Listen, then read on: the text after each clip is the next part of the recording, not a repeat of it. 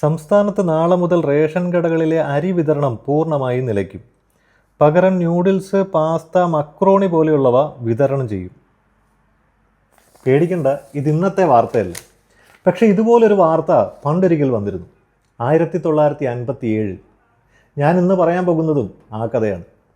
അരിക്ക് പകരം മക്രോണി വിതരണം ചെയ്ത കേരളത്തിലെ ആദ്യത്തെ ഇടതുപക്ഷ സർക്കാരിൻ്റെ കഥ. ഒരു ചെറിയ മക്രോണി ഒരു സർക്കാരിനെ തന്നെ പിടിച്ചുലച്ച കഥ. 1957.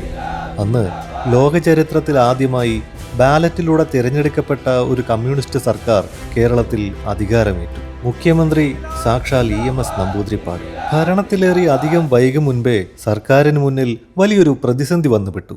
കൊടിയ അരിക്ഷാമം. 3 നേരം ചോറുണ്ണാൻ ശീലിച്ച ഒരു ജനതയ്ക്ക് മുന്നിൽ പെട്ടെന്നൊരു ദിവസം അരി ലഭ്യമല്ലാതായ അവസ്ഥ.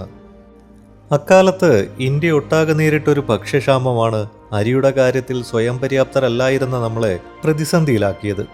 ഇത്തരം പ്രതിസന്ധികളെ നേരിടാൻ വേണ്ടി കേന്ദ്ര സർക്കാർ കൊണ്ടുവന്ന സതേൺ ഫുഡ് സോൺ നിലവിലുണ്ടായിരുന്നു. അതുമൂലം ആന്ധ്രയിൽ നിന്നും മദ്രാസ് വഴി കേരളത്തിലേക്ക് അരി എത്തേണ്ടതുമായിരുന്നു. എന്നാൽ അന്ന് അതുണ്ടായില്ല. അതോടെ പോരാട്ടങ്ങളിലൂടെ ജയിച്ചു വന്ന കേരള സർക്കാർ ഈ പ്രതിസന്ധികളെ വിപ്ലവകരമായി തന്നെ നേരിടാൻ തീരുമാനിച്ചു.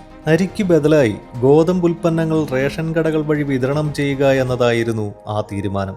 അങ്ങനെ ഗോതമ്പും മൈദയും സേമിയയും ഒക്കെ കേരളത്തിലെ റേഷൻ കടകളിലേക്ക് എത്തി. കൂടെ അന്നുവരെ മലയാളികൾക്ക് തീരെ പരിചിതമല്ലാത്ത ഒരു വിദേശി, മക്രോണി.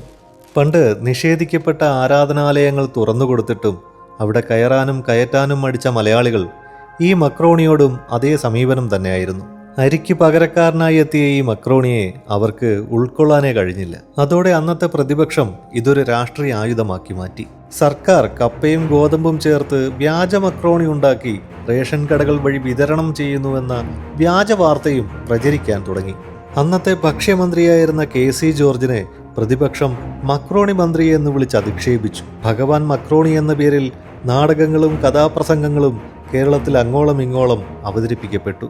ഭക്ഷ്യക്ഷാമം മറികടക്കുക എന്ന ലക്ഷ്യത്തോടെ കേരളത്തിലെത്തിയ മക്രോണി വിദ്യാഭ്യാസ ബില്ലും ഭൂപരിഷ്കരണ നിയമവുമൊക്കെയായി സർക്കാരിനെതിരെ പുകഞ്ഞുകൊണ്ടിരുന്ന പ്രതിഷേധങ്ങളിലേക്ക് ഒരു പെട്രോൾ ബോംബ് പോലെ വന്നു വീഴുകയായിരുന്നു. ഒടുവിൽ 1959 കേന്ദ്ര സർക്കാർ EMS മന്ത്രിസഭയെ പിരിച്ചുവിട്ടു.